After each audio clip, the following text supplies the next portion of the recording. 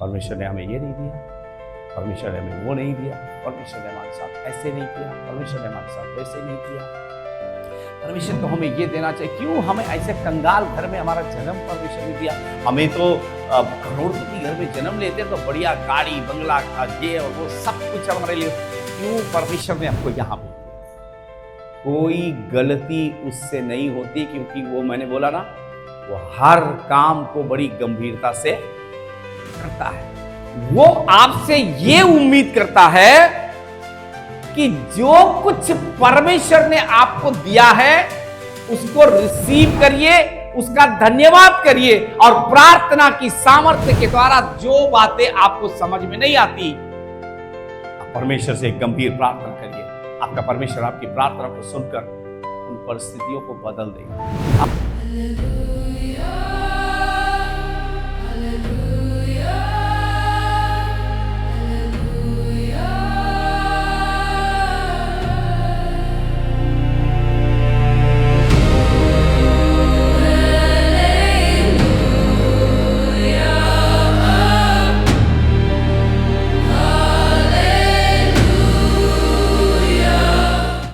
गंभीरता से देखने के समय उसको पता है बैठा हुआ व्यक्ति किन खूबियों से भरा है, किन कमियों से भरा है, उसके अंदर मेरे लिए क्या क्या है और उसके द्वारा मैं क्या कर सकता हूं। ये बात परमेश्वर को अच्छे से पता हुआ। हालेलुया। परमेश्वर ये चाहता है कि परमेश्वर के वचन के अनुसार उस गंभीरता को अपने जीवन के अंदर ना केवल जाने, ना केवल पढ़ें, ना केवल समझें, परंतु उस गंभीरता के साथ उसके साथ व्यवहार करना आरंभ करें। क्योंकि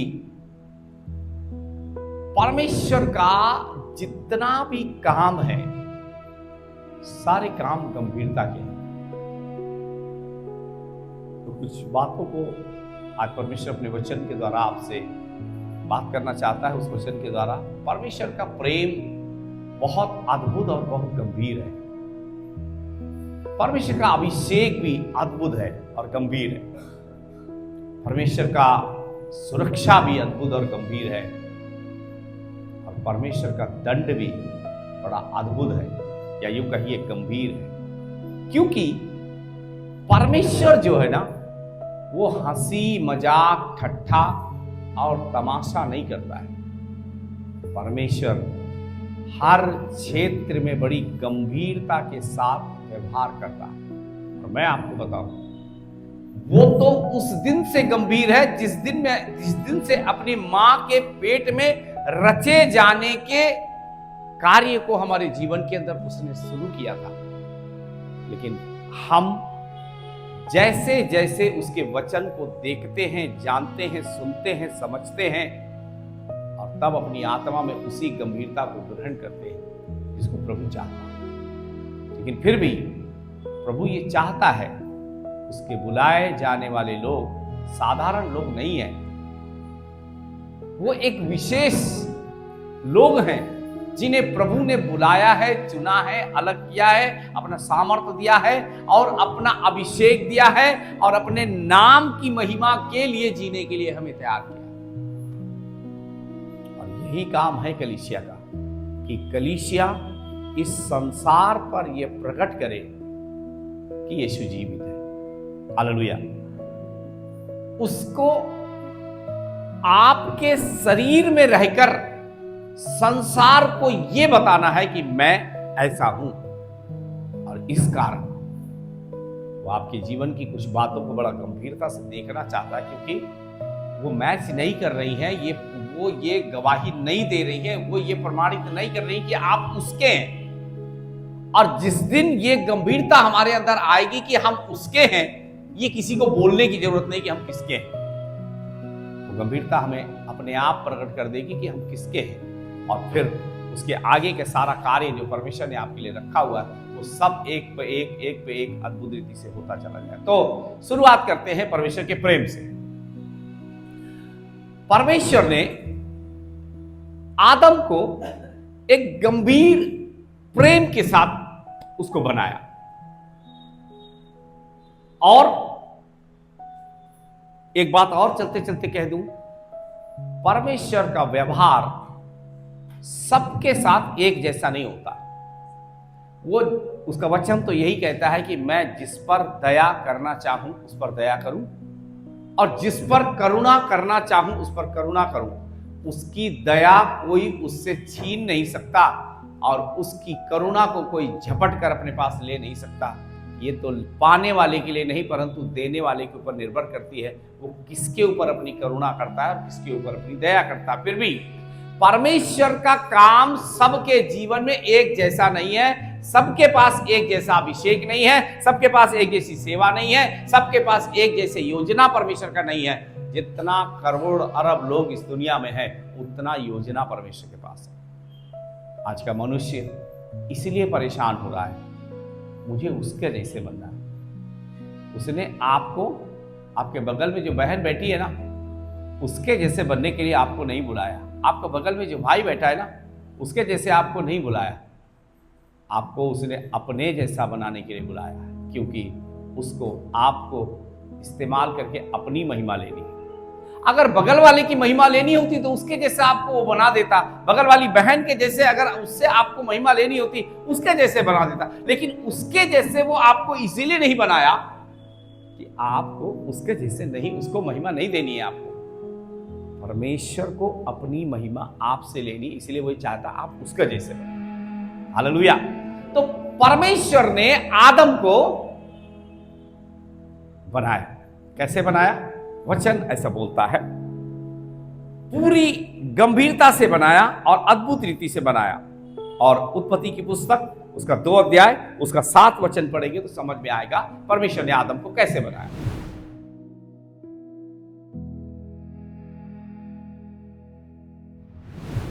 परमेश्वर ने आदम को कैसे रचा?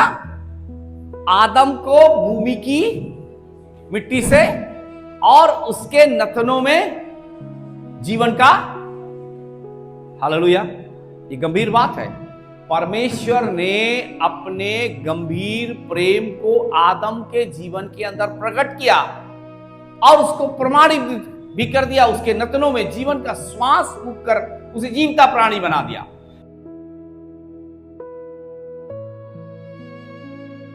आदम को गहरी नींद में सुला दिया और गहरी नींद में सुलाने के बाद उसका पसली में से निकालकर एक पसली लिया, उससे हवा को बना दिया।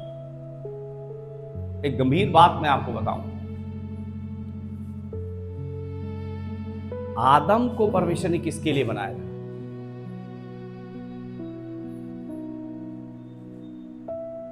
आदम को परमेश्वर ने किसके लिए बनाया था? अपने लिए बनाया था कि परमेश्वर आदम के साथ संगति करना चाहता था।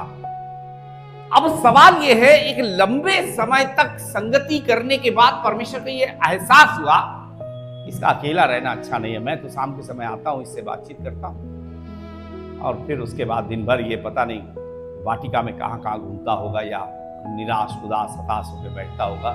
परमेश्वर ने सोचा कि इसका अकेला रहना अच्छा नहीं। फिर परमेश्वर ने हव्वा को बनाया। किसके लिए? समझ में आ रहा आपको?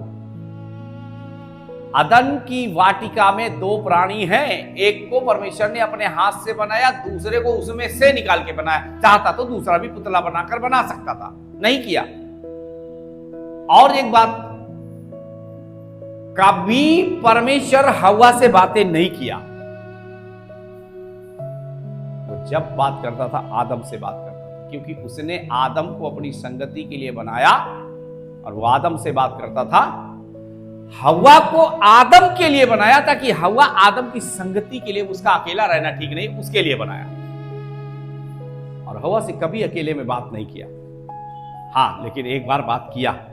जब पाप कर दिया तो आदम से पूछा ये क्या हुआ? कहने लगे ये स्त्री जो तूने दिया था ना, उसने मुझे ये फल खिला दिया, मैं पाप में गिर गया। तो फिर स्त्री ने भी तुरंत जवाब दिया, ना ना ना ना, ऐसा नहीं है, मैं दोषी नहीं हूं। सांप ने मुझे बहका दिया था, इसलिए मैंने वो फल खा लिया। इसलिए एक वाक्य हव्वा और परमेश्वर का संवाद एक जगह दिखा, इसके अलावा आप कभी परमेश्वर हव्वा से बात नहीं करते। इस गंभीर प्रेम के अंतर्गत परमेश्वर यह सिखाना चाहता है कि जिसको जिस काम के लिए मैंने चुना है, जिसको नियुक्त किया है, जिसको सेवा दी है, या जिसका जो भी योजना है, मैंने उसके लिए आगे बढ़कर अपने प्रेम को प्रकट किया। हवा ऐसे बाइबल में तो कहीं नहीं लिखी है, लेकिन दिमाग में कभी क्यों परमेश्वर आप उसी से बातें करते हैं, क्यों हमसे बातें नहीं करते? हम इसके साथ रहते हैं, वो अच्छी बात है, लेकिन हमसे आप क्यों नहीं? ये उस गंभीर प्रेम के अंतर्गत परमेश्वर करता है। इसीलिए उसने अपने वचन में कहा, मैं जिस पर करुणा करना चाहूं उस पर करूंगा, जिस पर दया करना चाहूं उस पर करूंगा। आज का मनुष्य केवल कंपटीशन के पीछे रहता है, मुझे इसके जैसा बनना, जैसा ये करता है ना मुझे वैसा करना, जैसे जहां ये जाता वहां मुझे जाना, जिससे ये मिलता मुझे भी उससे मिलना, क्योंकि मुझे भी नेम चाहिए, फेम चाहिए, और दुनिया भर का ये चाहिए वो चाहिए, मुझे इसी के जैसे बनना। परमेश्वर ने आपको उसके इसके जैसे मैंने बताया ना आपके बगल वाले भाई के लिए ना बहन के लिए बनाने के लिए नहीं बुलाया। जैसा योजना परमेश्वर ने आपके लिए बनाया है, वही योजना आपके ऊपर फिट बैठती है। कभी कभी लोग क्या रोने लगते मालूम है, परमेश्वर को दुहाई देते हैं, तूने मेरा कैसा पति मुझे दिया, मेरी बात को सुनता नहीं। कभी कभी भाई लोग बोलते, कैसी पत्नी तूने मुझे दिया, ये मेरी बात सुनती नहीं है, जो मैं कहता हूं वो करती नहीं है। आप गंभीरता के साथ अगर परमेश्वर के साथ व्यवहार कर रहे हैं तो ये बात बड़ी गंभीरता से जान लीजिए, परमेश्वर के समान दूसरा कोई दुनिया में सिद्ध है ही नहीं। आपका पति होने के लिए जिस पुरुष को आपको दिया गया ना, परमेश्वर से कोई गलती करके परमेश्वर ने नहीं किया। आपका पत्नी होने के लिए जिस लड़की को दिया है ना परमेश्वर ने, परमेश्वर से कोई गलती होकर नहीं किया। आप जब गंभीरता के रिश्ते में जाएंगे तो परमेश्वर कैसे कैसे बड़े बड़े काम करता है, उसके वचन के द्वारा सुनने और समझने के द्वारा आप परमेश्वर का धन्यवाद करेंगे कि प्रभु इस पुरुष को मेरा पति होने के लिए तूने दिया, इस स्त्री को मेरी पत्नी होने के लिए दिया, मैं तेरा धन्यवाद करता हूं। जब तक परमेश्वर के गंभीर प्रेम के अंतर्गत उसकी गंभीरता में नहीं बढ़ोगे, तब तक परमेश्वर के कार्यों के ऊपर बार बार बार बार दोष लगाने के लिए शैतान आपको प्रेरित करेगा। परमेश्वर ने हमें ये नहीं दिया, परमेश्वर ने हमें वो नहीं दिया, परमेश्वर ने हमारे साथ ऐसे नहीं किया, परमेश्वर ने हमारे साथ वैसे नहीं किया। परमेश्वर को हमें ये देना चाहिए, क्यों हमें ऐसे कंगाल घर में हमारा जन्म परमेश्वर ने दिया? हमें तो करोड़पति घर में जन्म लेते तो बढ़िया गाड़ी बंगला ये और वो सब कुछ हमारे लिए, क्यों परमेश्वर ने हमको यहाँ भेज दिया? कोई गलती उससे नहीं होती, क्योंकि वो मैंने बोला ना, वो हर काम को बड़ी गंभीरता से करता है। वो आपसे ये उम्मीद करता है कि जो कुछ परमेश्वर ने आपको दिया है उसको रिसीव करिए, उसका धन्यवाद करिए, और प्रार्थना की सामर्थ्य के द्वारा जो बातें आपको समझ में नहीं आती, परमेश्वर से एक गंभीर प्रार्थना करिए। आपका परमेश्वर आपकी प्रार्थना को सुनकर उन परिस्थितियों को बदल देगा। हालेलुया। इसलिए आदम को परमेश्वर ने अपनी संगति के लिए बनाया, लेकिन हव्वा को बनाया था आदम की संगति के लिए। ये उसकी गंभीर योजनाओं का एक भाग है, और ये उसके गंभीर प्रेम का भी परिणाम है कि मनुष्य परमेश्वर के करीब आता है। इसलिए कई क्षेत्रों में अब हम थोड़ा सा आगे बढ़ेंगे, जब अलग अलग योजना अलग अलग तरीके से परमेश्वर लोगों को, मनुष्यों को अपने लिए इस्तेमाल करता, अब डिपेंड करता है, अब हम निर्भर करते हैं हमारी खुद की गंभीरता के ऊपर कि हम परमेश्वर के लिए कितना गंभीर है। मनुष्य का स्वभाव के अंतर्गत हम इतने गंभीर हैं, साधारण स्वभाव से हम सिक्योर्ड होना चाहिए, हमारे लिए सारे काम परमेश्वर करना चाहिए, और जहां हमारा जीवन के लिए जोखिम हो परमेश्वर हमें वहां से हटा दे, निकाल दे। यह मनुष्य का योजना, सबके साथ ऐसा ही होता है। लेकिन परमेश्वर के साथ गंभीर होने के समय मनुष्य के अंदर से ये सारी बातों को निकल जाने के बाद ही परमेश्वर एक गंभीर व्यवहार आपके साथ करेगा। हालेलुया। आपकी खुद की सिक्योरिटी की चिंता बहुत है, आपकी खुद की आवश्यकताओं की पूर्ति की चिंता आपको बहुत है, आपके पति की चिंता आपको बहुत है, आपका पत्नी की चिंता आपको बहुत है, आपके बच्चों की चिंता आपको बहुत है, आपका फाइनेंशियल मैटर में आपको चिंता बहुत है, आपका स्पिरिचुअल बातों में आपको बड़ा चिंता है, बड़ा परेशानी है। जब कभी कभी खतरा लगता है तो ये इसमें हम सिक्योर्ड होना चाहिए। ये गंभीरता नहीं है, ये गंभीरता नहीं है, ये तो मौका परस्ती है कि मौके के ऊपर आप परमेश्वर को इस्तेमाल करिए, और जब मौका निकल जाने के बाद जब उसको आपकी जरूरत हो तो बोले परमेश्वर हम आपके लिए उपलब्ध नहीं। इस गंभीरता के साथ परमेश्वर का कोई गंभीर व्यवहार तो नहीं देख सकते। हां, एक देखने, दिखाने, सोचने, समझने और समझाने के रीति से आप एक बड़े सभ्य व्यक्ति, भाई या बहन हो सकते हैं। लेकिन एक बात बताऊं, आपको सारी दुनिया के लोग जानते हो और स्वर्ग में आपको कोई भी ना जानता हो, तो ये कोई बहुत ज्यादा आपके लिए आशीष का बात नहीं है। क्योंकि दुनिया के लोग आपको 100 साल तक जान सकते हैं, लेकिन स्वर्ग के लोग आपको अनंत काल तक जानेंगे, अगर आपकी जान पहचान स्वर्ग से होगी, या यूं कहिए जीवन की पुस्तक में आपका नाम होगा। तो इसलिए अगर गंभीरता के प्रेम में जिस परमेश्वर ने आपको रचा है, बुलाया है, आपके लिए योजना बना के रखा है, आपका जीवन का उत्तर गंभीरता के साथ होगा, तो परमेश्वर भी पूरी गंभीरता के साथ आपके जीवन के अंदर अपने कार्य करेगा। आज पवित्र आत्मा आपकी गंभीरता को देखना चाहता है, या आपको खुद आपकी आत्मा में दिखाना चाहता है आप कितने गंभीर हैं परमेश्वर के लिए, आप कितनी गंभीरता के साथ परमेश्वर के साथ चलने के लिए तैयार हैं। और जब परमेश्वर से आप प्रेम करते हैं, बोलते हैं मैं परमेश्वर से प्रेम करता हूं, तो जब परमेश्वर से प्रेम करने के लिए उसने जब आपसे प्रेम किया तो कोई बाउंड्री नहीं बनाई, यहां तक जाऊंगा, इसके आगे मैं नहीं जा पाऊंगा। लेकिन हम क्या बाउंड्री बनाते हैं, परमेश्वर मैं तुझसे प्रेम करता हूं, लेकिन जहां तक आसान रहेगा वहां तक तो मैं तुझे प्यार करूंगा। जहां कठिनाइयां आने लगेंगी, जहां मुश्किलें आने लगेंगी, जहां तकलीफें आने लगेंगी, वहां के लिए प्रभु हमें क्षमा करिए, क्योंकि हम इस संसार में जीते हैं। संसार में ही रखकर आपको एक सामर्थ्य रूप से इस्तेमाल करने के लिए प्रभु ने आपको चुना, लेकिन शर्त और नियम और तरीका आपका नहीं परंतु परमेश्वर का होना चाहिए, क्योंकि परमेश्वर एक गंभीरता के व्यवहार को आपकी तरफ से देखना चाहता है। जब गंभीरता के व्यवहार को वो आपके जीवन के अंदर देखेगा, तब आपको समझ में आएगा परमेश्वर मेरे जीवन के अंदर क्या प्लानिंग बनाना चाहता है। हालेलुया। तो एक बात, उसका प्यार भी बहुत गंभीर है, और इसके बाद आगे आगे जो चीज मैं बताता जाता हूं परमेश्वर के वचन के अनुसार, उसका सब कुछ बहुत गंभीर है। कुछ भी हंसी मजाक और ठट्ठा नहीं है, सब कुछ बड़ा गंभीरता के साथ परमेश्वर के वचन आज आपके बीच में प्रकट करना चाहते हैं। तो आ जाते हैं गिनती की पुस्तक, उसका 12 अध्याय, उसका 1, 2, 3 वचन। अब यहां पर एक दूसरा चित्रण, परमेश्वर के साथ मूसा गंभीर था और परमेश्वर भी मूसा के साथ गंभीर था। अब क्या हुआ, जो सिपोरा है ना, एक पत्नी थी उसके पास सिपोरा, जिसका पिता का नाम यित्रो था। तो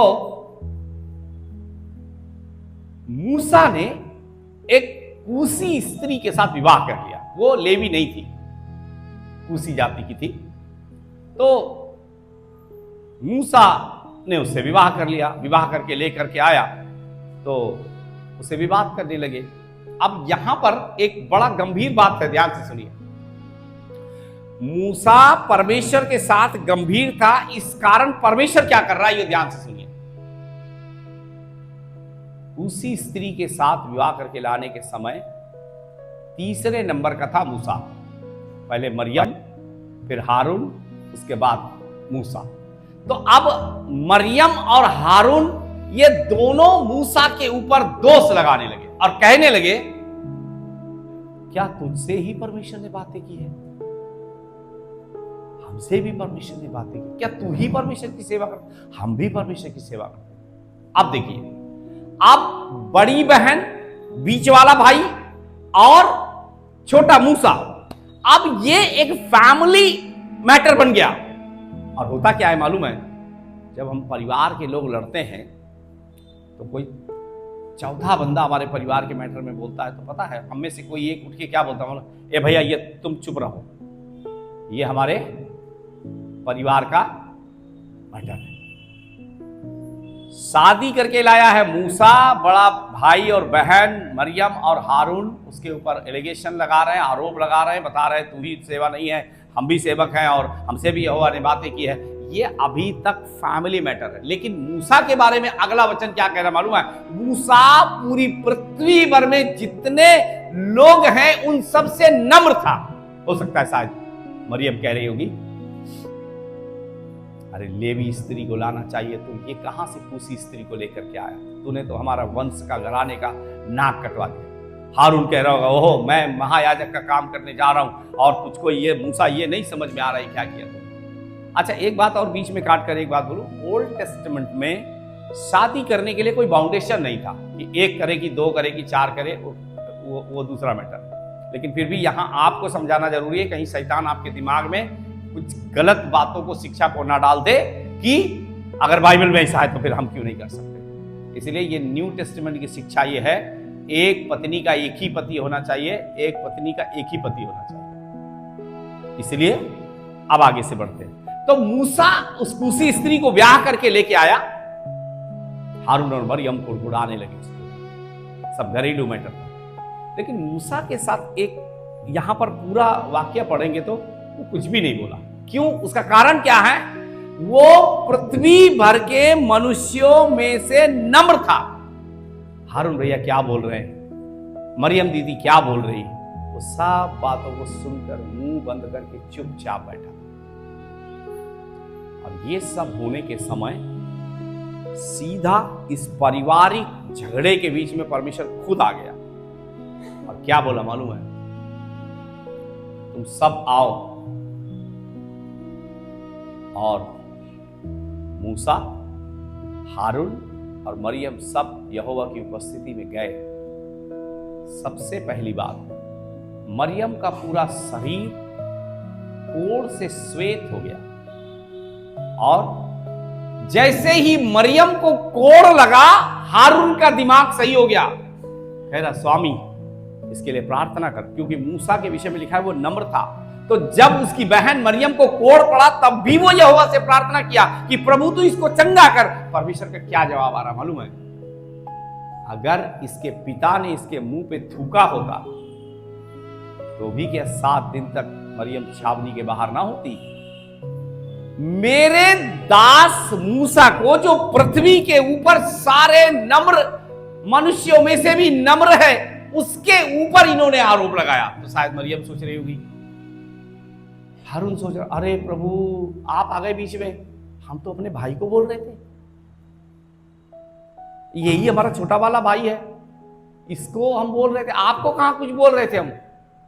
परमेश्वर ने कहा ये मेरा दास है। कैसे तुमने इसको कहा? उसका परिणाम क्या हुआ मालूम है? उसका परिणाम ये हुआ, मरियम कोढ़ से भर गई और श्वेत हो गई। और एक बात, तुम मूसा की बहन हो तो क्या हुआ? सारे 6 लाख इस्राएली तुम्हें दीदी दीदी करके तुम्हारे पीछे पीछे चलते तो क्या हुआ?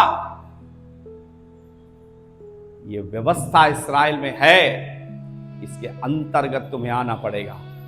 तुम्हें कोढ़ हुआ है और कोई कोढ़ी छावनी के आसपास होना नहीं चाहिए, छावनी के बाहर जाना चाहिए। और परमेश्वर ने, मूसा तो नम्र था, उसने प्रार्थना किया, प्रभु ये मेरी दीदी है, तू इसको चंगा कर दे।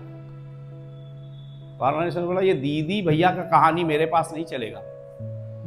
जो कुछ मेरे दास के विरोध में कहा है ना, उसका खामियाजा भुगतना पड़ेगा। और मैं आपको बताना चाहता हूं, इस 12वें अध्याय के आगे आप पढ़िए, मरियम पूरा 1 सप्ताह तक छावनी से बाहर रही और तब जाकर एक सप्ताह के बाद उसका कोढ़ शुद्ध हुआ, तब फिर से छावनी के अंदर उसको लाया गया। यहां पर एक महत्वपूर्ण बात है, मूसा परमेश्वर के साथ गंभीर था, हारून और मरियम कुड़कुड़ाने के समय उसका मुंह से एक भी शब्द नहीं निकला, कुछ नहीं बोला उसने।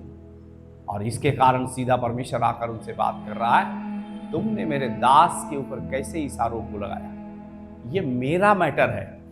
वो उसी स्त्री को अगर जिस व्यक्ति से परमेश्वर आमने सामने बात कर रहा है, क्या चर्चा नहीं की होगी कि एक उसी स्त्री को विवाह करके लाना है, और परमेश्वर ने शायद कहा होगा कि जा तेरा मन है तो तू लेके आ। जब मैंने उसको यह आज्ञा दिया है कि तुझे इस उसी स्त्री को तू ला सकता है, फिर तुम कौन होते हो उसके ऊपर आरोप लगाने के लिए कि मूसा ऐसा करता है, वैसा करता है, ये करता है, वो करता है। फिर भी मूसा ने कुछ कहा तो नहीं। जब मूसा चुप रहा, परमेश्वर खुद उसके बदले में आकर लड़ दिया। मेरे भाई और बहन, आज पवित्र आत्मा आपकी गंभीरता के बारे में आपको उलाहना देना चाहता है। आप कितना गंभीर है परमेश्वर के सामने, आप कितनी गंभीरता से परमेश्वर के साथ चलते हैं और कितने गंभीरता से परमेश्वर को आप लेते हैं, क्योंकि परमेश्वर तो जब आपकी उत्पत्ति नहीं हुई थी उससे भी पहले आपको लेकर बड़ा गंभीर है। आप कितना गंभीर है परमेश्वर को लेकर। और मूसा गंभीर था। और महत्वपूर्ण बातें आपको बताऊं, मूसा अपना घर में तीसरे नंबर का था, और उसकी एक बहुत बड़ी कमी मैं बताऊं, वो हकला था, हकलाता था। जो हकला व्यक्ति होता है ना, वो एक शब्द को 4 बार बोलने में लगाता है, क्योंकि उसको 10 मिनट का जो वाक्य है ना, उसको 15 मिनट चाहिए। क्योंकि जैसे मान लिए अब अगर मूसा हकला है तो अगर हारून से वो बता रहा होगा कि यहोवा ने ये कहा, अरे कितना देर में जल्दी बता, ऐसा हकला था वो। लेकिन मूसा और हारून के बीच में क्या था? एक बड़ा अंतर था। छोटा है सबसे, उससे बड़ी मरियम नबिया थी, भविष्यवक्तिनी थी, हारून महायाजक था। लेकिन जब समय आया कि परमेश्वर संपर्क किससे करे, तो तीनों के जीवन को बड़ी गंभीरता से देखा। एक बात और, जब वो बीज भूमि के अंदर होता है ना, तब परमेश्वर को पता होता है कि ये पेड़ बनकर ये मेरे लिए कितना काम का होगा, या फिर ये कितना मुझे मेरे जीवन के लिए या मेरी सेवकाई के लिए विरोध और नाना प्रकार की बातों के लिए इस्तेमाल हो। जब बीज भूमि के अंदर था, तब ही परमेश्वर ने इस बात को जान लिया कि इन तीनों में से कौन मेरे काम का है। मूसा ने कहा, परमेश्वर मैं इस लायक नहीं हूं, आप जाइए किसी और को चुन लीजिए। और हारून बहुत अच्छा वक्तव्य था, बोलने में बड़ा निपुण था, और मूसा की सारी प्रेस कॉन्फ्रेंस हारून ही करता था। तो मूसा तो उसको अकेले में, अच्छा एक ये भी बात है, क्योंकि मूसा तीसरे नंबर का था, हारून उससे बड़ा था, तो ये दोनों बचपन से पल बढ़ रहे होंगे साथ में ही। हालांकि मूसा तो राजकुमारी के यहां पल रहा था, लेकिन फिर भी कितना समय ये लोग साथ में रहे मालूम नहीं। लेकिन जब एक परिवार का व्यक्ति दूसरे परिवार के व्यक्ति के साथ होता है, तो वो क्या बोलता है दूसरा वाला समझ लेता। इसलिए परमेश्वर ने कहा कि तू हकला है, तेरा भाई हारून तेरी बात को अच्छे से समझ लेगा, इसलिए तू क्या कर, तू मत घबरा, तू भद्दा है, रहने दे, मैं तुझसे ही बात करूंगा। क्यों? क्योंकि तेरे मन को मैंने जांच कर पाया है कि मैं तुझसे बातें करूं। हारून के मन को जांच कर मैं ये नहीं पाता हूं कि मुझे हारून से बात करना चाहिए, इसलिए मैं बात मूसा से करूंगा। तू हकला है, हकलाता रहना, लेकिन तेरा भाई हारून तेरी बात को सुनेगा, समझेगा, लेकिन बात मैं तुझसे करूंगा अपने सामने। क्यों? क्योंकि वचन ये बता रहा है, पृथ्वी भर के सारे मनुष्यों में से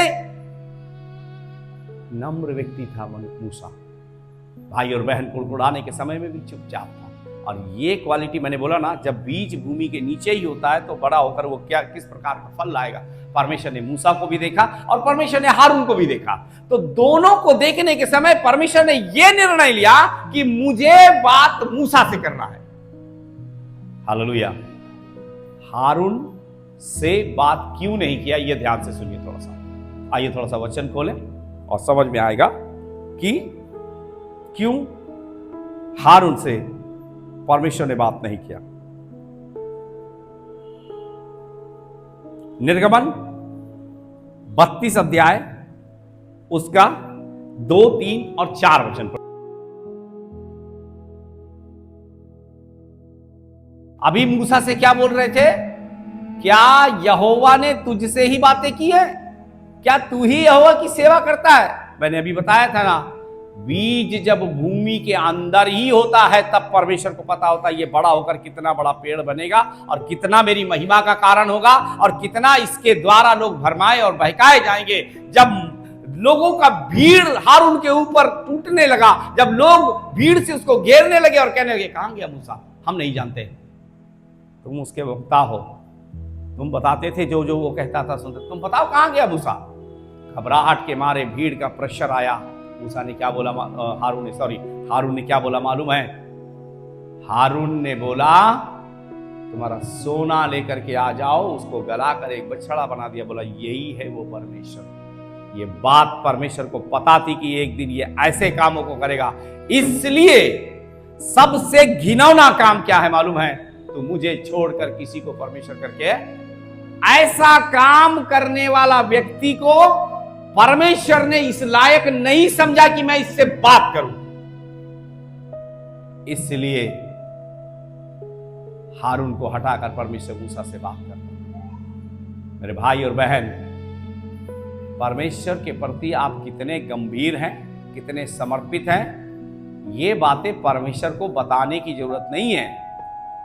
आपके जीवन का सारा हाल उसको पता है। आप करते क्या हैं, देखते क्या हैं, दिखाते क्या हैं, सोचते क्या हैं, समझते क्या हैं, सारी प्लानिंग हमारे अंदर जो चल रही है वो परमेश्वर को ऑलरेडी पता है। और वो जो गंभीरता का व्यवहार, आप जिस व्यवहार की उम्मीद कर रहे हैं ना, आपसे ज्यादा गंभीर वो है। इसलिए वो उन बातों को आपके सामने प्रकट नहीं होने देता। इसलिए क्योंकि उसकी दृष्टि में आपकी खूबियां नहीं दिखाई दे रही, आपके वो जो गुप्त में छुपे हुए पाप, गुप्त में किए जाने वाले काम, परमेश्वर को दुखी करने वाले, परमेश्वर को क्रोधित करने वाले, परमेश्वर के नाम को महिमा ना करने वाले बातें और चीजें और कार्य आपके जीवन में जो है, वो बातों के कारण परमेश्वर का गंभीर व्यवहार आपके साथ नहीं होगा। और एक बात, अपनी जान को बचाना, अपने आप को कंफर्टेबल जोन में डालना, ये सब खुदा के बच्चों के लक्षण नहीं है। खुदा के बच्चों के लक्षण क्या है मालूम है? उसके लिए एक गंभीर प्रेम के अंतर्गत प्राण देने तक विश्वास योग्य रहना।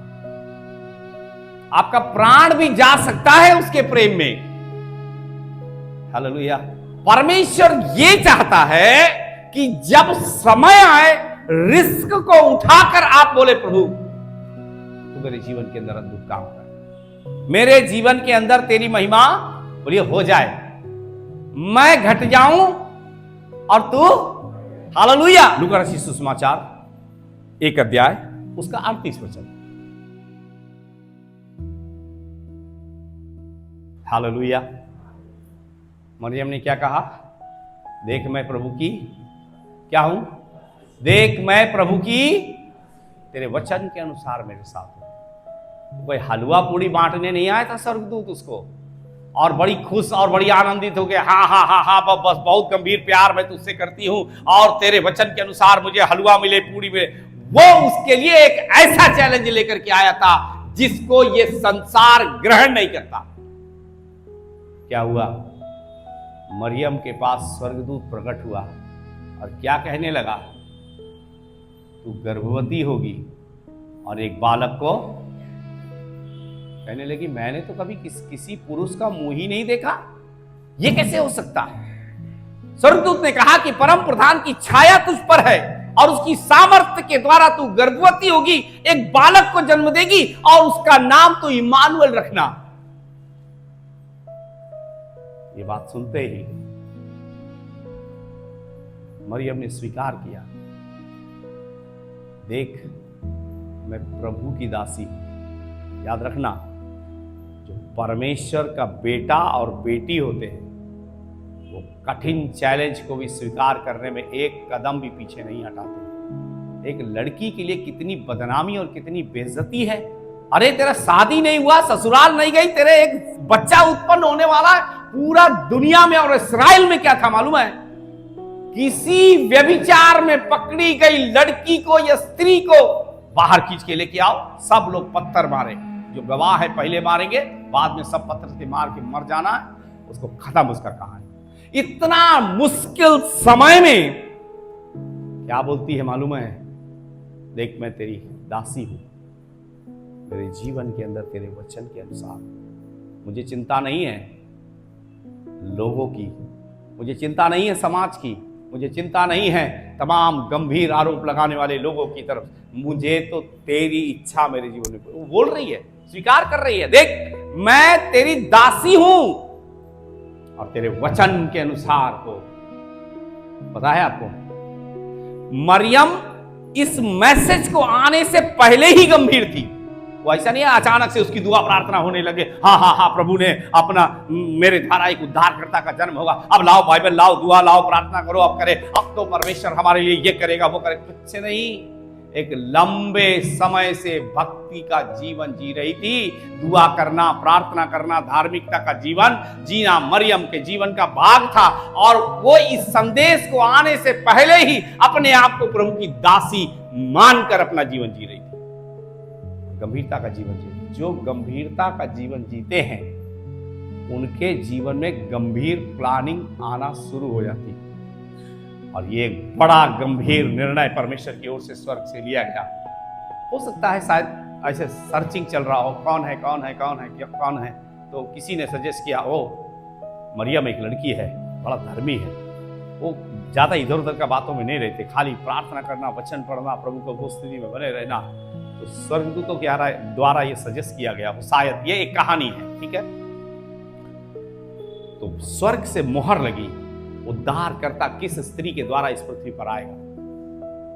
सूचना मिली कि मरियम एक ऐसी धर्मी लेडी है, सच में प्रभु की योजना के योग्य है। योजना उसके ऊपर प्रकट किया गया, रिसीव किया। पता है आपको, गंभीर प्रेम अगर है तो रिस्क उठाने के लिए तैयार होइए। रिस्क उठाकर परमेश्वर के लिए इस्तेमाल होगे, उसका परिणाम बड़ा आएगा सामने। मरियम ने कहा, देख मैं प्रभु की दासी हूं, तेरे वचन के अनुसार मेरे साथ हो।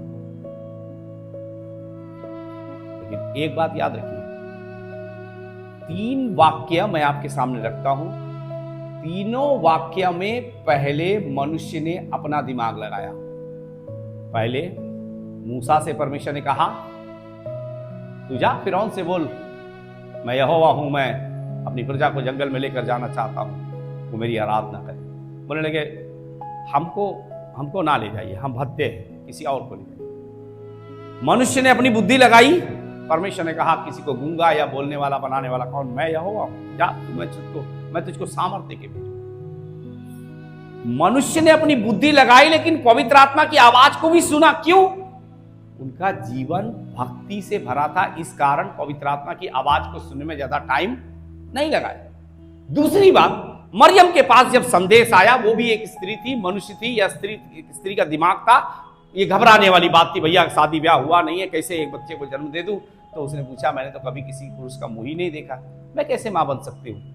स्वर्गदूत ने जवाब दिया कि परम प्रधान की छाए हुए परम प्रधान की छाया तुझ पर होगी। मान लिया। क्यों? क्योंकि धार्मिकता का जीवन जीने वाले लोग, जिनको पवित्र आत्मा उन्हें तैयार करता है, वो तैयार हो जाते हैं, क्योंकि पवित्र आत्मा की उपस्थिति और संगति पहले से उनके साथ थी। तीसरे एक बंदे के बारे में बात करते हैं। मत्ती रचित सुसमाचार 1 अध्याय 24 वचन, ठीक है। लेकिन जब पता लगा ये मंगनी हो गया है, एंगेजमेंट हो गया है मरियम के साथ, ये तो गर्भवती है, तो बोले लगे ये क्या हो गया। लेकिन यूसुफ धर्मी व्यक्ति था, किसी को बदनाम नहीं करने लगे, वो जाने उनका काम जाने, हम भैया चुप्पे से त्याग कर कहीं और अपनी बात लगा लेंगे। ये सब बातों की सोच में था यूसुफ। और ये मनुष्य का दिमाग है, लगना भी चाहिए, ऐसा ही लगाता भी है मनुष्य। धर्मी था और दिमाग लगाया कि उसको चुपके से त्याग देंगे, ये मनसा के साथ अपना पीछा छुड़ा लेंगे। उसको स्वर्गदूत ने, ये 24वीं आयत लिखी हुई है, स्वप्न में स्वर्गदूत ने उसको समझाया, देख यूसुफ, उसको अपने यहां लाने से मत डर, उसके गर्भ में जो है वो पवित्र आत्मा की ओर से गर्भ है, वो एक बालक को जन्म देगी। ये सारी बातों को जब स्वर्गदूत ने उसको समझाया तो तैयार हो गया, और क्या किया, अपनी पत्नी को अपने यहां ले आया। ये तीनों बातों में एक बात, पहले मनुष्य ने अपना दिमाग लगाया, लेकिन जब पवित्र आत्मा ने उन्हें समझाया कि ये मनुष्य की योजना नहीं, ये मेरी योजना है, उसको मानकर रिस्क उठाकर। अब देखिए, किसी लड़की जो अभी ससुराल से, मायके से ससुराल आ रही है और साथ में एक गोदी में एक गिफ्ट भी लेके आ रही है, तो सारे अगल बगल के लोग बोलेंगे, अरे क्या है ये यूसुफ ने क्या कर दिया, यूसुफ को अता पता नहीं था, कहाँ रिश्ता लगा ले, ये सब बदनामी था। लेकिन आपको मालूम है, जो गंभीर प्रेम करते हैं वो मनुष्यों की बातों से बढ़कर परमेश्वर की बातों को सुनते हैं। चाहे बेइज्जती हो, चाहे बदनामी हो, चाहे निंदा हो, चाहे कष्ट हो, चाहे कुछ भी हो, वो उन सब बातों को लेकर परमेश्वर के साथ एक गंभीर प्रेम में बने रहते हैं। और उसका परिणाम क्या हुआ मालूम है, यूसुफ और मरियम जो परमेश्वर की दृष्टि में धर्मी थे, परमेश्वर कभी भी दुष्टों को लेकर अपनी कोई योजना को पूरी नहीं करता। उसके लिए अपने बच्चे हैं, उसको उसने चुन कर रखा, उसको अलग करके रखा है। कोई शैतान के हाथ में पड़ा हुआ व्यक्ति परमेश्वर की किसी योजना का, किसी काम का नहीं, क्योंकि परमेश्वर के पास अपनी योजना, अपने लोग, अपने बच्चे, और ऐसे बहुत से लोग हैं जो प्रभु के लिए अपना प्राण तक देने के लिए तैयार है। ऐसे लोगों को चुनकर जो गंभीर प्रेम का रिस्पांस गंभीरता से देते, ऐसे लोगों के जीवन में परमेश्वर अपनी योजना को पूरा करता है। लेकिन फिर भी हम नहीं जानते हैं, ये वचन हमें बता रहा है कि गंभीर प्रेम का प्रत्युत्तर गंभीरता से दोगे तो उसका परिणाम गंभीर आएगा। आज दुनिया में जहां कहीं यीशु मसीह का नाम लिया जाता है, उसको जन्म देने वाली उसकी मां मरियम का भी नाम लिया जाता है, क्योंकि मरियम का लाल, मरियम का बेटा, मरियम का पुत्र यीशु मसीह के बारे में बोला जाता है। क्यों? एक छोटी सी बातों में, कुछ एक 9 महीने के आसपास के रिस्क को उठाकर यीशु को जन्म देने के लिए तैयार हो गई। परमेश्वर ने बोला, तूने तो 9 महीने के लिए मेरी योजना को पूरा करने के लिए लगी, मैं तेरे नाम को अनंत काल तक, जब तक ये खुदा का कलाम रहेगा, मरियम का नाम बाइबल में से नहीं हट सकता। बिना मरियम के हम यीशु की माता की चर्चा नहीं कर सकते। ये योजनाएं हैं। यूसुफ जो एक धर्मी था, पहले मनुष्य की बुद्धि लगाई, लेकिन स्वर्गदूत ने समझाया, उसको अपने घर लेके आया। और एक बड़ी अच्छी बात क्या मालूम है, धर्मी का स्वभाव, उसको अपने घर तो लेके वो आया, लेकिन उसको उसकी पत्नी के जैसे व्यवहार उसके साथ नहीं किया उसने, क्योंकि उसने आत्मा में ये मान लिया था कि ये सारी प्लानिंग पवित्र आत्मा की या परमेश्वर की है। इसलिए ये मरियम मेरी पत्नी तो है, लेकिन अभी ये परमेश्वर की योजना का भाग है, इसलिए मैं भी इसकी योजना के साथ सम्मिलित हो जाता हूं। और पता है आपको, यीशु के जन्म के बाद और भी उसके भाई और बहन हुए, जो मरियम और यूसुफ की संतान थे। जो परमेश्वर को करना था वो कर लिया, उसके बाद और सारी आशीषों से परमेश्वर ने उनको परिपूर्ण किया, क्योंकि वो गंभीर व्यवहार में थे। ना तो परमेश्वर बदला है, ना उसका वचन बदला है, ना उसकी योजनाएं बदली हैं। हम में से कई एक लोगों के जीवन की गंभीरता को वो देखकर अपनी उस योजना को, उस प्लानिंग को, उस योजना को प्रकट करना चाहता है कि मेरे बेटे और बेटियों के जीवन के अंदर अगर समर्पण है, वो मुझको लेकर गंभीर है, मैं भी अपनी योजनाओं को उनके जीवन में प्रकट करने के लिए तैयार हूं। हालेलुया। अब हमने देखा मूसा के बारे में, हमने देखा हारून के बारे में, अब हम देखते हैं परमेश्वर के दंड के बारे में, क्योंकि वो जो कुछ करता है ना, जबरदस्त करता है। तो हमारा परमेश्वर का स्वभाव, वो जो कुछ करता है गंभीरता के साथ करता है, और उसकी गंभीरता अभी हम देखते हैं वचन के अनुसार क्या बोलता है। अगर हम ये सोच रहे हैं कि एक साधारण से व्यवहार के अंतर्गत, एक साधारण सी गंभीरता के अंतर्गत हम परमेश्वर को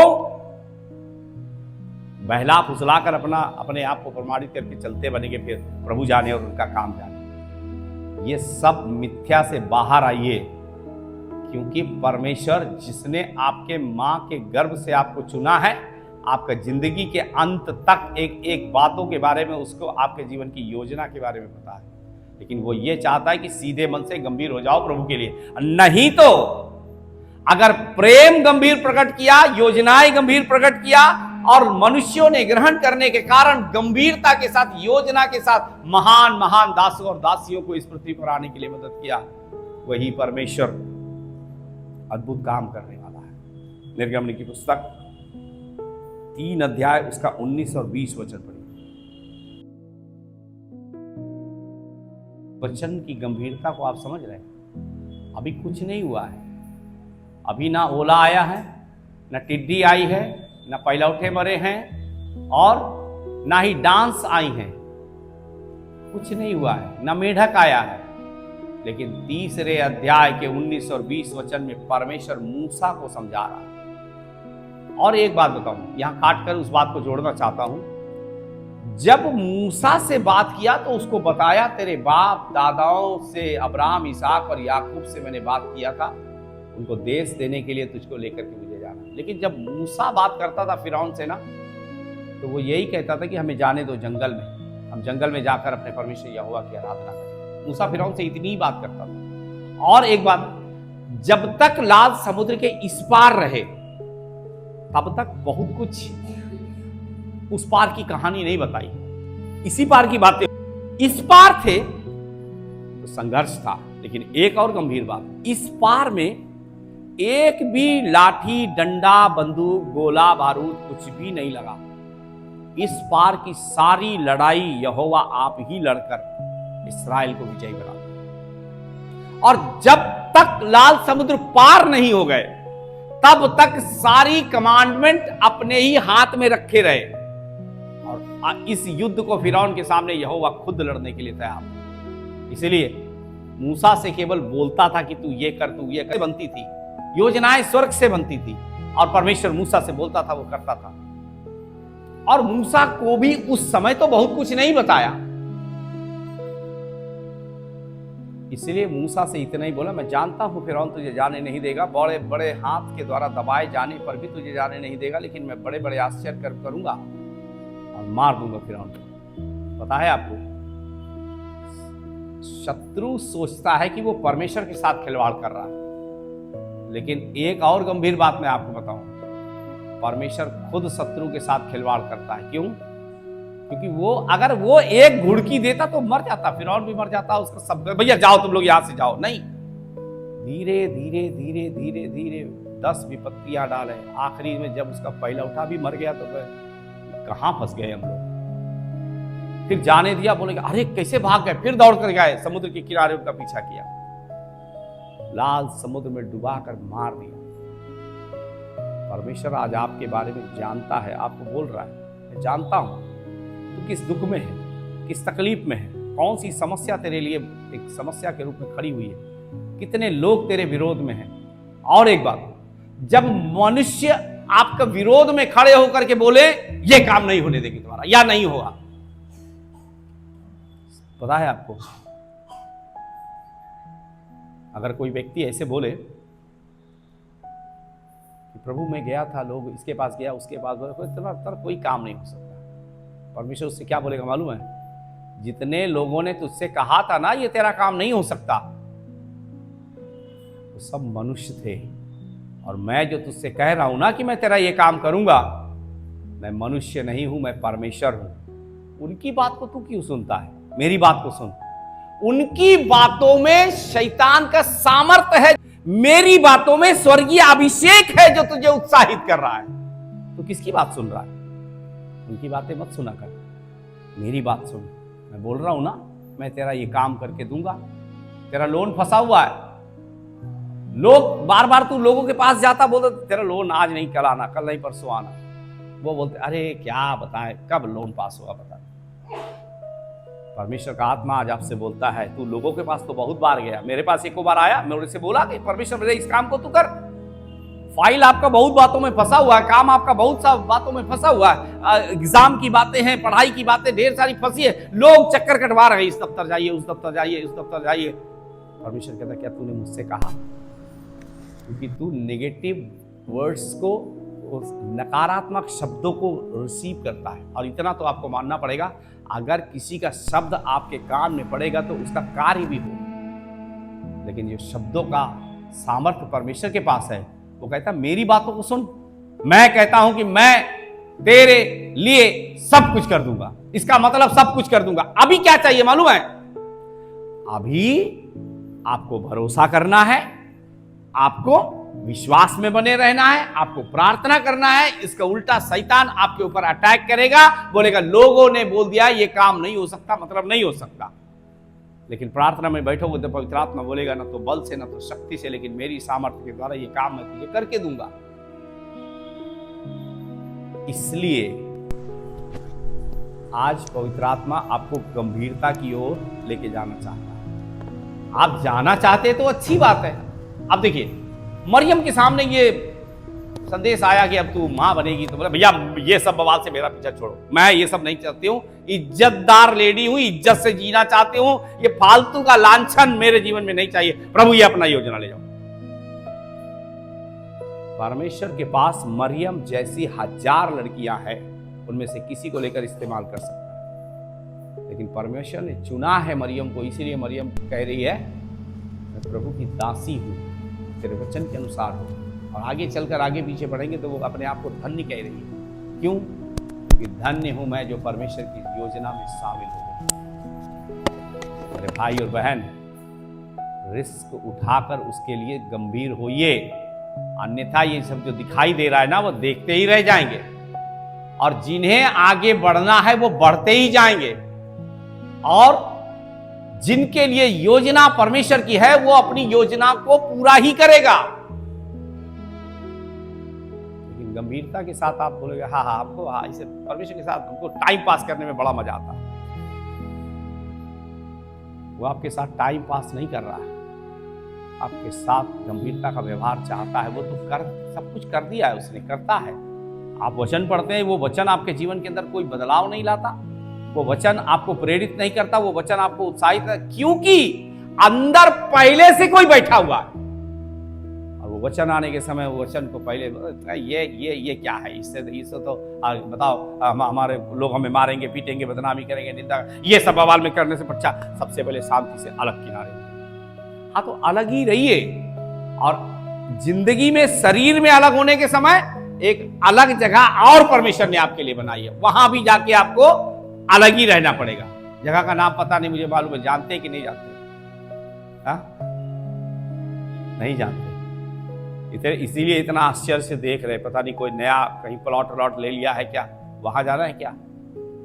अगर इस पृथ्वी पर प्रभु से अलग हो रहे हैं तो आप क्या सोच रहे हैं? आपका टाइम अभी है, आप अलग हो रहे हैं, प्रभु का टाइम आएगा तो प्रभु बोलेंगे मैं तुम्हें नहीं जानता हूं। बोले अरे हर संडे जाते थे, हर संडे आराधना करते थे, ताली बजाते थे, गीत गाते थे, दशमांश देते थे, ये भी करते थे, वो भी, और आप कह रहे कि जानते नहीं। अरे हम तो ठग गए। अरे ठग तो जाओगे ही, क्योंकि गंभीरता से परमेश्वर को कभी जानने का प्रयास ही नहीं किया, कभी उसकी बातों को आत्मा में उतरने ही नहीं दिया, और बाद में दोष लगाते परमेश्वर आपको हमारे लिए ऐसा करना चाहिए, परमेश्वर आपको हमारे लिए ऐसा करना चाहिए। फिरौन के बारे में उसको पता था क्या करना है उसके साथ। अभी एको भी पत्तियां नहीं आई, लेकिन मूसा से पहले बता दिया, और मूसा को बता दिया चलो पार चलो। पार जाने के बाद गंभीरता का व्यवहार शुरू। चट्टान में से पानी पियो, आकाश में से मन्ना खाओ, और मेरे लिए वाचा का संदूक बनाओ, मुझसे अकेले में मिलो, मुझसे बातें करो, पहाड़ पे आओ, होरेब पर्वत पर आओ, 40 दिन 40 रात रहो, और मैं तुम्हें अपने हाथ से लिखी हुई पटियाएं तुम्हें दूंगा। यह है वो गंभीरता का व्यवहार। पहली बार में मूसा बोलता अरे प्रभु ये सब छोड़ो, ये सब कहां बता रहे हो, एक दिन खाना ना खाएं तो हमें होश एकदम गायब हो जाते, आप कहते 40 दिन चलो। इसीलिए तो उसका वचन कहता है कि मनुष्य केवल रोटी से नहीं परंतु हर एक उस वचन से जो परमेश्वर के मुख से निकलता है जीवित रहेगा। क्यों? वो गंभीर है, आपके लिए सारे स्वर्ग के खजाने रखकर आपका इंतजार कर रहा है, लेकिन आपके अंदर कोई गंभीरता दिखाई नहीं दे रही। इसके कारण वो आपके ऊपर कुछ प्रकट नहीं कर पा रहा। शैतान, पाप, अंधकार इतना जबरदस्त जकड़ के रखा है कि चाहे जितना गंभीर वचन सुनो, थोड़ी ही देर के बाद सब गायब कर देता है। लेकिन आज पवित्र आत्मा आपसे एक गंभीर व्यवहार के विषय में बात कर रही है। वो कोई टाइम पास आपके साथ नहीं कर रहा। तो पहला राजा 21 अध्याय 23, 24 और 25 वचन। अब गंभीर व्यवहार दंड कैसे देता है परमेश्वर, ध्यान से सुनिए। सोचते हैं कि कौन मेरा क्या कर लेगा। दाख की बारी अहाब के महल के सामने थी, नाबोत की, और अहाब चाहता था कि पैसा लेके नाबोत इस बारी को मुझे दे दे।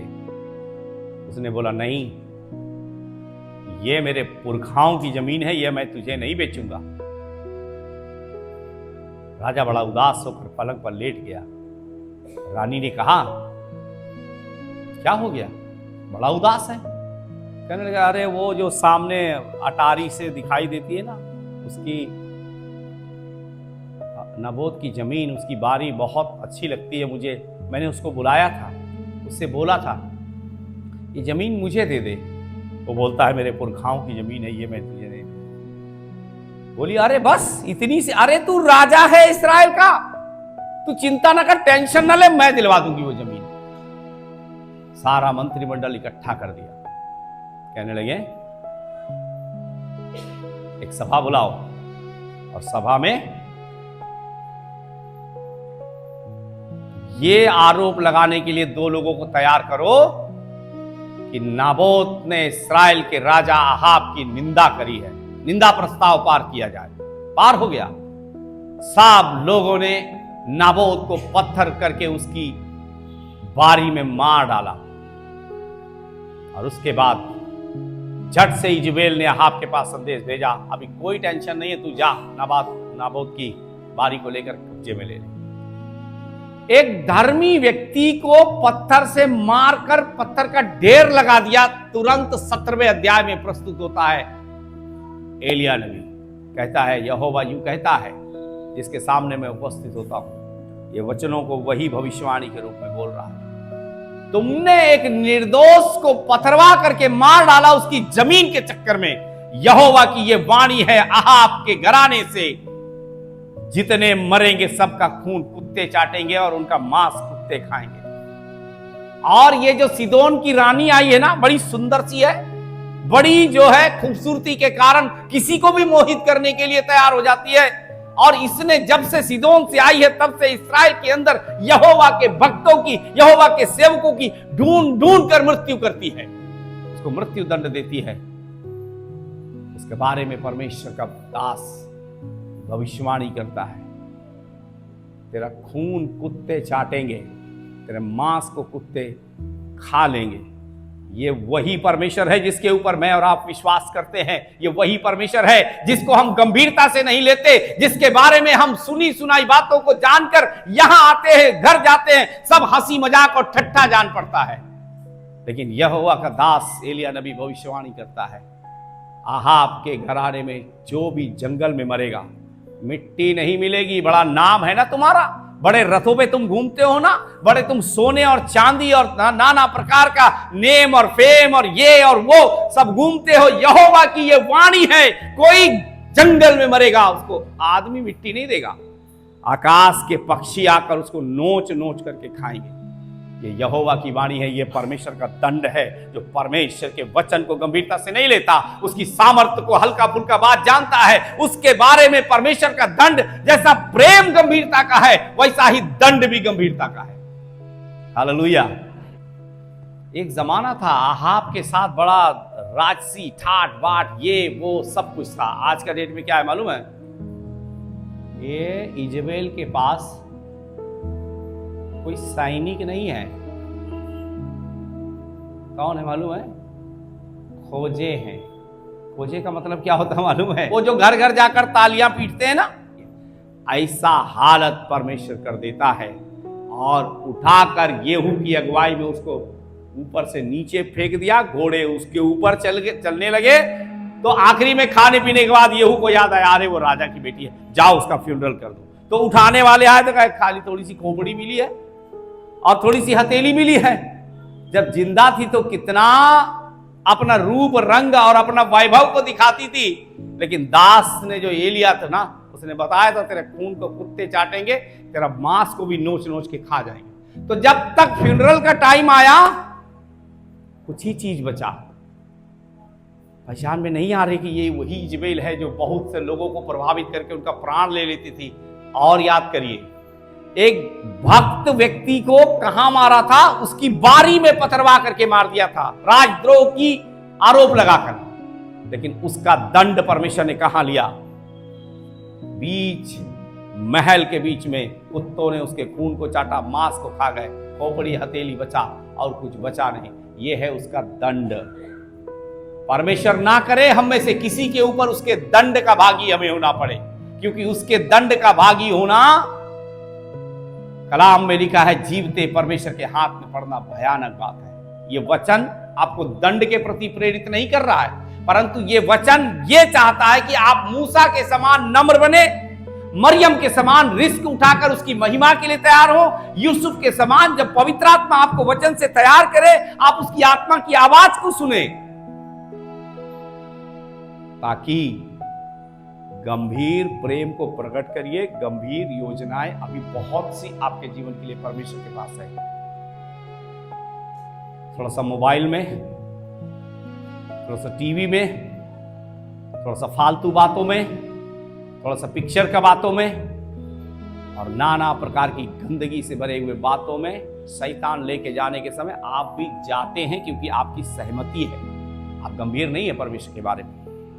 लेकिन जिस दिन आप गंभीर हो जाएंगे, अपने आप इनकार करेंगे संसार का और दुनिया का और बोलेंगे मुझे ये नहीं, मुझे प्रभु चाहिए, क्योंकि मेरे प्रभु के लिए मैं प्राण देने तक विश्वास रहना योग्य रहना चाहता हूँ। हालेलुया। ख्वाबों से बाहर आइए, ख्यालों से बाहर निकलिए। आपके ख्वाबों से दुनिया नहीं चल रही, आपके ख्यालों से दुनिया नहीं चल रही। दुनिया चलाने वाला तो स्वर्ग में है और वो अपनी इच्छा के अनुसार सब कुछ चलाता है, इसलिए वो चाहता है आप उसके हाथ में अपना जीवन सौंप दे, मरियम के समान, और बार बार उससे बोले प्रभु मैं तेरी बेटी हूं, प्रभु मैं तेरा बेटा हूं। अब एक सवाल यहां पर यह है, जब आप प्रभु से ये कहेंगे कि प्रभु मैं आपका बेटा हूं, तो क्या प्रभु ये बात नहीं जानता है कि ये मेरा बेटा है, कि खाली कहने भर की बात चल रही? बेटा का मतलब पूरी अधीनता, पूरी आज्ञाकारिता, पूरा समर्पण, पूरी पवित्रता, स्वभाव में, बातों में, कार्यों में, विचारों में समर्पण करने के बाद एक आवाज आप लगाएंगे, प्रभु मैं आपका बेटा हूं। फिर ज्यादा कुछ आपको समझाने की जरूरत नहीं है। हालेलुया। आधार कार्ड वाले के पास जाइए, एक ओटीपी आएगा। ओटीपी डालने के बाद फिर आपको अपने बारे में कुछ बताने की जरूरत। हालेलुया। सब कुछ आपका आधार कार्ड में लिखा हुआ है। एक बार आपके शब्द निकलेंगे, पिता मैं आपका बेटा हूं, यही आपका ओटीपी है। आपका बायोडाटा परमेश्वर के सामने खोल देगा कि ये सच में मेरा बेटा है, कि खाली शब्दों से मेरा बेटा बनना चाहता है। मैं परमेश्वर तेरी बेटी हूं, तो ये शब्द केवल खोल देगा कि आप उसकी बेटी हैं भी कि नहीं है। इसलिए मेरे भाई और बहन, एक गंभीरता का व्यवहार परमेश्वर चाहता है। गंभीरता का मतलब दुख उठाने के लिए तैयार रहे, कष्ट उठाने के लिए तैयार रहे, हर चुनौती का सामना करने के लिए तैयार है, और सामने वाले की ओर देखना बंद करिए। अंदर वाले की तरफ देखिए, अंदर वाला क्या कहेगा। वो कह रहा है मैं तुझे कभी नहीं, मैं तुझे कभी नहीं, बस चाहे सारी दुनिया आपके विरोध में हो जाए। हारून के पास यही तो नहीं था। हारून बाहर से देख रहा था कि मूसा लौटा नहीं, अब ये सब लिया दरा सब मेरे सर पे सब मरने जा रहे। उसको अंदर कुछ दिखाई ही नहीं दे रहा था, इसलिए इतना बड़ा पाप करके। और पता है आपको, कोई नहीं गया, मूसा तो डंडा मारने के, लाठी मारने के कारण उसमें चट्टान में नहीं गया, लेकिन हारून इस बड़े पाप के कारण बीच में ही मर गया।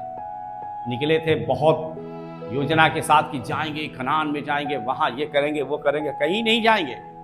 परमेश्वर ने कहा तूने मेरे लोगों को घृणित कार्य कराया है, मूर्ति पूजा के काम में तूने फंसाया है, इसलिए नहीं जाएगा हारून, और मूसा तू भी नहीं जाएगा। अरे तू, मैं तुझसे बात करता हूं तो क्या हुआ, तुझे कनान में नहीं जाना है। और एक बात अच्छा आपको बताऊं, एक बार चर्चा कर रहा था, मूसा कह रहा था कि चलो अब जो हुआ सो हुआ, अब चलो हमें ले चलो कनान।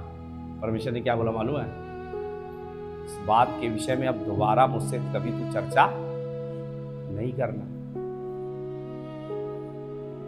मेरे भाई और मेरे बहन, आप कितना गंभीरता से परमेश्वर को लेते, उतनी ही आशीषों के आप भागीदार हैं। अगर आप पूरे प्रभु के हैं, आप सब आशीषें आपकी हैं। अगर आप बिल्कुल प्रभु के नहीं हैं, आप बिल्कुल आशीषों के अधिकारी है ही नहीं। फिर दुनिया में जो देखने दिखाने में, समझने समझाने में समझ में आता है वो सब ठीक है, लेकिन परमेश्वर की दृष्टि में गंभीरता का एक व्यवहार होना चाहिए। मरियम के समान, मरियम के साथ एक दूसरी प्रॉब्लम थी, हमारे साथ मरियम जैसी प्रॉब्लम नहीं होने जा रही, लेकिन इतना तो वो वचन में हम ले सकते हैं कि मरियम ने यही कहा, देख मैं तेरी दासी हूं, तेरे वचन के अनुसार मुझे हो, अब चाहे जो कुछ होना हो। यूसुफ को स्वर्गदूत ने समझाया, वो कहने लगा ठीक है मैं लेके आऊंगा। जब प्रभु के लिए खड़े होगे रिस्क होगा, बदनामी, निंदा, कष्ट, तकलीफ होगा, लेकिन अगर बोलोगे ठीक है मैं तैयार, तब देखिए उसमें से कोई बात आपके विरोध में नहीं जाएगी, सब आपके फेवर में जाएगी। हालेलुया। तो प्रभु ये चाहता है प्राण देने तक का विश्वास और गंभीर व्यवहार प्रभु के साथ करें। हालेलुया। आज पवित्र आत्मा बहुतों से बातचीत कर रहा है और आज के बाद भी घर जाके भी बात करेगा। उनका जीवन का वो बातें जो परमेश्वर को हल्का करके आंकते हैं ना, उसको गंभीरता से लेने के लिए आज प्रभु आपको सहायता करेगा। और ये सामर्थ आपके घर तक आपको पकड़ के रखेगी। जब तक आप खुद उससे अपना पीछा नहीं छुड़ा लेंगे, तब तक वो आपको घेरे रहेगी, आपसे बात करती रहेगी और आपकी कमियों को बताएगी। ये जो झूठ बोलना है, ये जो निंदा करना है, ये जो जलन की बातें हैं, ये जो बुराई की बातें हैं, ये जो नाना प्रकार की बातें जो परमेश्वर को पसंद नहीं है, इसे तुझे तेरे जीवन से हटाना चाहिए, क्योंकि तुझे परमेश्वर के साथ एक गंभीर व्यवहार करना है। वो बात तो करेगा, लेकिन फिर सवाल यही है कितना गंभीर होकर परमेश्वर के साथ आप रहोगे। ये डिपेंड करता है आपकी ब्लेसिंग्स के ऊपर, आपकी आशीषों के लिए। आप जितने गंभीर होगे उतनी आशीष मिलेगी। जितना शैतान के हाथों का खिलौना बनोगे, आशीषों का इंतजार मत करो, कुछ नहीं मिलने जा रहा। लेकिन गंभीर व्यवहार है तो सब कुछ परमेश्वर देने के लिए।